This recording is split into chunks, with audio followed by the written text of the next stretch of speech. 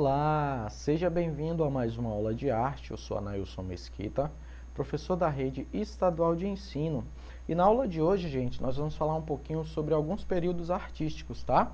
Primeiro, o barroco, tá? Romantismo, realismo e neoclassicismo. Eu sei que são bastante, mas nós temos muito mais outros períodos históricos artísticos, mas nós separamos esses para falar um pouquinho para vocês, tá bom?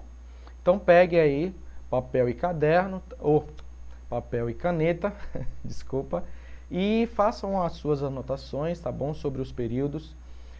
Após isso, perguntem aí, tirem dúvida com seus professores, que eles vão saber lhes responder aí na aula, tá?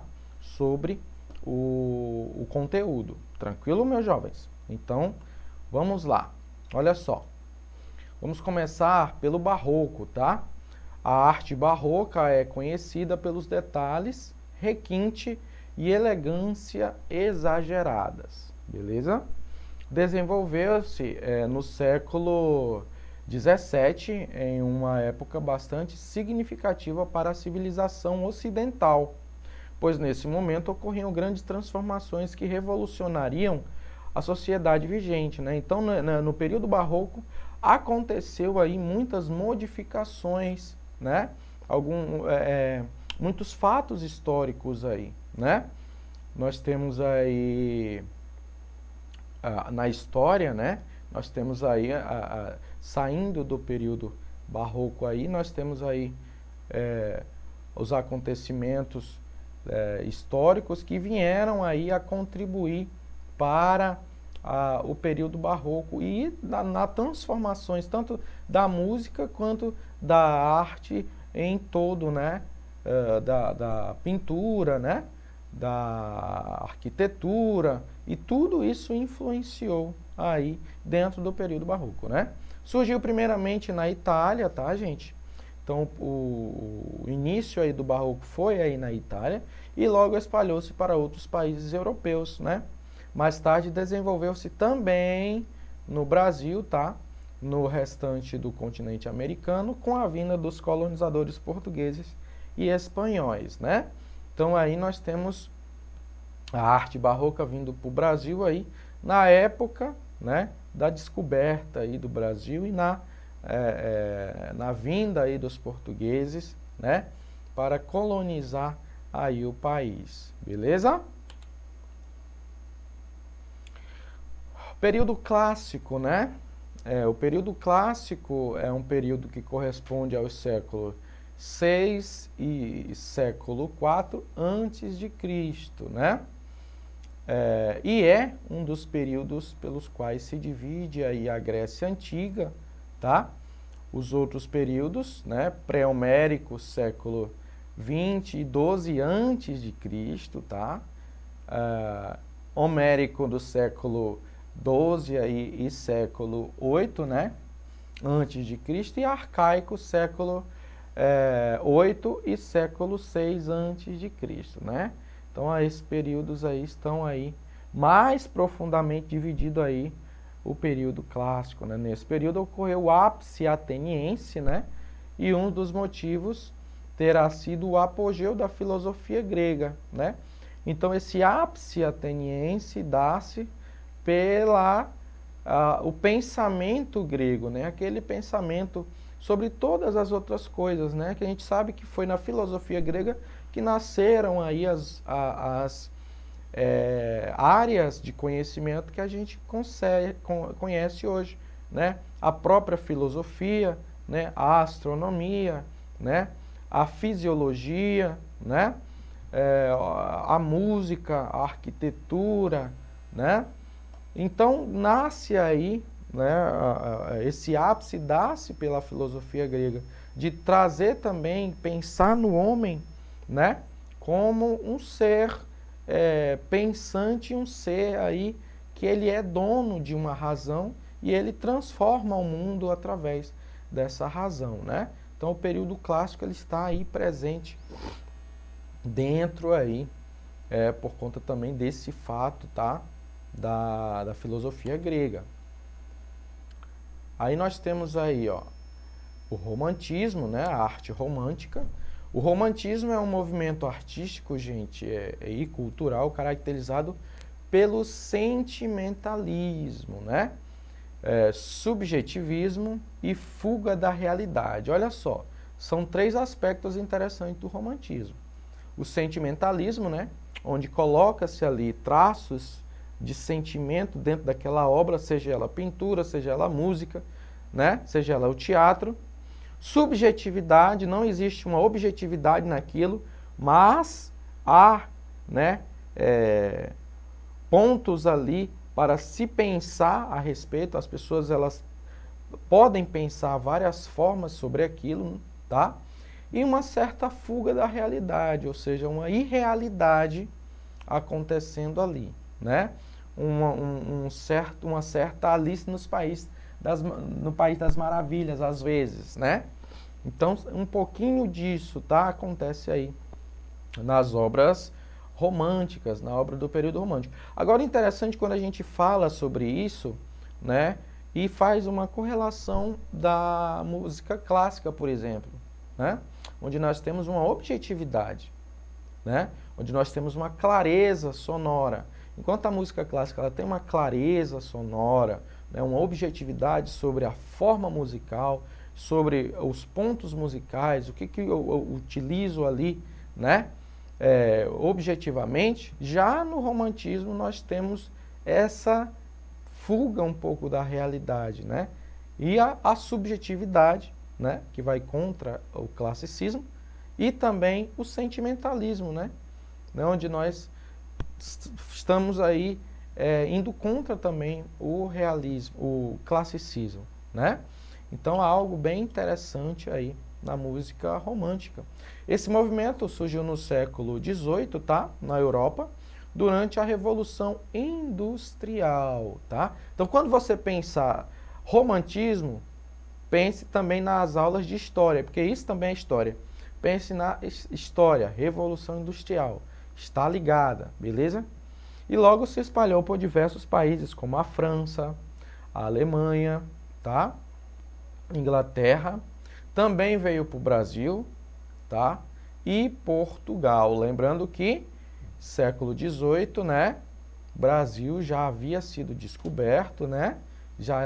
Estava sendo colonizado aí por Portugal. Então, sim, né? Existiam famílias e pessoas que saíam do país para a Europa estudar música, estudar arte e voltavam e levavam aqueles conhecimentos para o Brasil, né?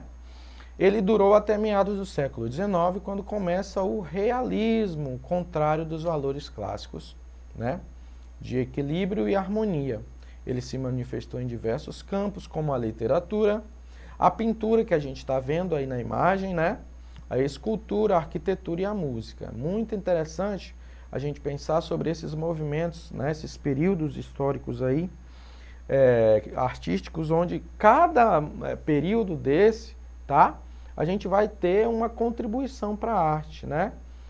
Tanto dentro da literatura, da música, na pintura, na escultura, arquitetura, sempre vai haver aí, né, uma forma diferenciada, né? O que é muito interessante, muito bacana de se ver. A gente percebe que a humanidade ela vai mudando, né? No decorrer do tempo, né? Sua filosofia sempre vai ficando um pouco mais diferenciada. Isso é muito interessante. Aí nós temos o realismo, né? O realismo é um movimento estético predominante no mundo ocidental, né? No último quartel do século XIX, né? No último quarto período aí do século XIX, surgiu como uma onda de oposição à subjetividade, né? Então, enquanto o romantismo era subjetivo, aí nós já temos aí o realismo sendo objetivo, né? E ao individualismo, tá? Da tendência artística anterior. O romantismo, tá vendo?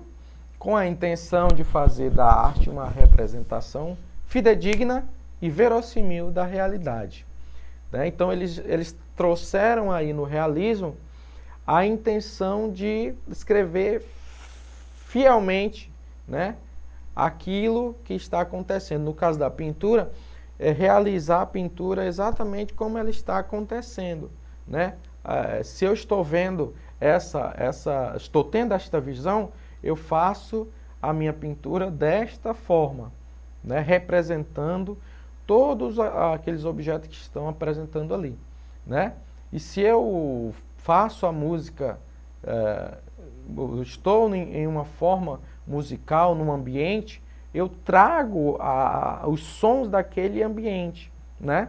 Para que eu possa utilizar fielmente os sons que estão realizados naquele ambiente, né?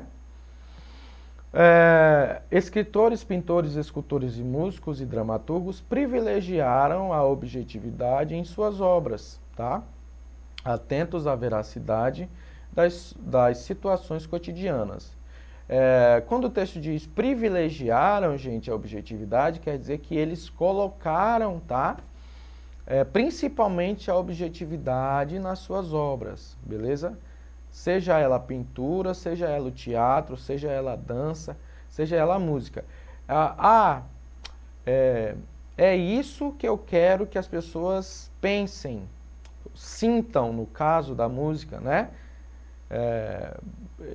Vejam no caso da pintura, é isso que eu quero que elas saibam. O que significa? É isso, né? É isso que significa, né? A pessoa às vezes sente medo, então é esse o significado. A música ela passa esse medo, né? A obra passa esse medo, o teatro no caso passa esse medo, né? A pintura passa esse medo. Então é objetividade naquilo que se quer falar, beleza? Não é tão simples assim, mas também não é tão complexo também, beleza? Aí nós temos algumas características, tá, do realismo, a valorização da objetividade, que a gente já falou, e dos fatos. A impessoalidade, né, apagando das ideias o autor. Descrições de tipos sociais ou situações típicas, né, momentos ali, que nem eu falei, se eu estou neste momento aqui, eu falo sobre isso, eu escrevo sobre isso, eu pinto sobre isso. Fim das idealizações, né, retratos de adultério, miséria e fracasso social. Prevalência das formas do romance e do conto, né? Nós temos mais romances e contos acontecendo nesse período. Frequentes críticas às hipocrisias da moralidade da nova classe dominante, a burguesia. Então, muitas críticas à hipocrisia, né? Dos valores morais.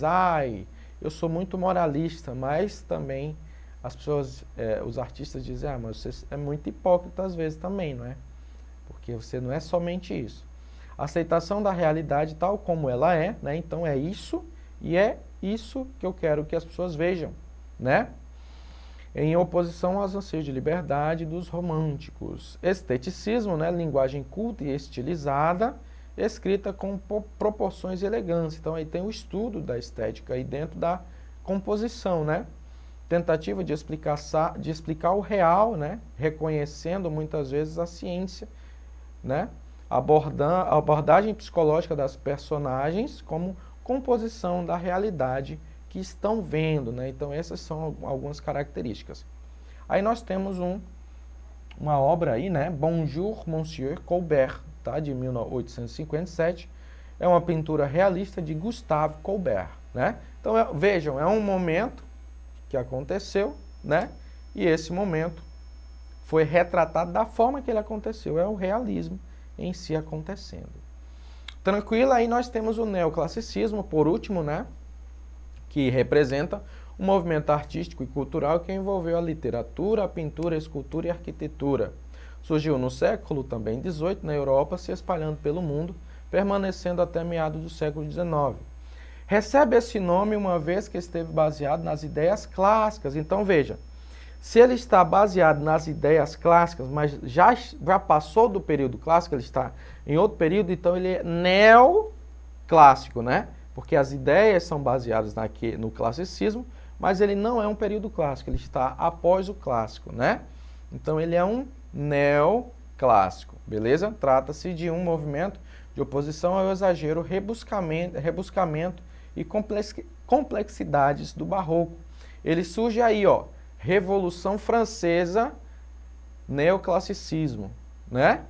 Veja, história ligada aí, Revolução Francesa, após a Revolução Francesa, neoclassicismo, 1789, o início da Revolução Industrial e no contexto do iluminismo chamado da Era da Razão, né? Aí o neoclassicismo. As características desse período: valorização do passado histórico, né? O passado, ele tem valor? Lógico que ele tem valor, ele me ajuda a ser uma pessoa melhor, ou não, do que eu sou hoje. Influência da arte clássica, né, greco-romana, baseada nas ideias iluministas, oposição ao barroco e ao rococó, temas mitológicos e cotidianos, né? Agora nós vamos falar sobre os temas mais cotidianos e também da mitologia de cada povo. Racionalismo, né? Academicismo e idealismo, ou seja, eu tenho um pensamento, eu tenho um estudo sobre aquilo e eu vou falar sobre aquilo, né? Harmonia e beleza estética, simplicidade e equilíbrio das formas, uso da proporção e da clareza, né? Tanto em todas, na música, na pintura, né? E imitação também da natureza, beleza? Então, esse é características aí do período neoclássico. Agora, olha só, para finalizar a aula de hoje, nós vamos fazer uma pequena atividade, tá? Onde você vai responder essa questão, beleza? Olha só, as artes contribuem para a socialização e manifestação do ser humano, desde os tempos remotos, né? Desde a antiguidade. Podemos dizer que uma linguagem de comunicação se propaga através das cores, movimentos, sons e gestos, com significativas contribuições de artistas no decorrer dos tempos, né? Foram vários artistas que aprimoraram estes conhecimentos. E de acordo com a aula de hoje, escreva qual período artístico, na sua opinião, né, que a gente viu, foi mais significativo, né? Significou mais. E por que que ele significou mais, tá bom? Essa é a questão da atividade, beleza? Por hoje é só, não esqueça de acessar a nossa plataforma Eduque e até a nossa próxima aula. Até mais!